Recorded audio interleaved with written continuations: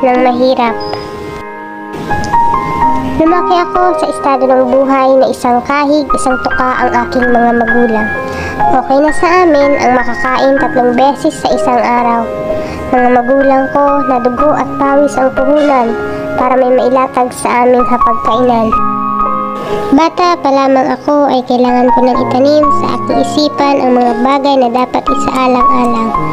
Alam ko na ang pag-aaral ay mahalaga, ngunit hindi sa lahat ng oras ay kailangan pumunta sa eskwela dahil sa kinalalagyan ng aming pamilya.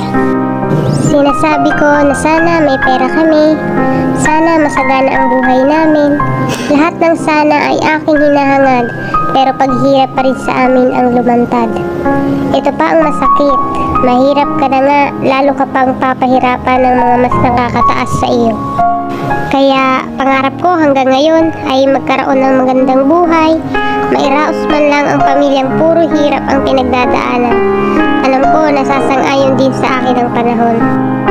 Buhay ay hindi madali, na tila kami ay nanlilimos, kaya iiyak na lang sa sobrang bighati.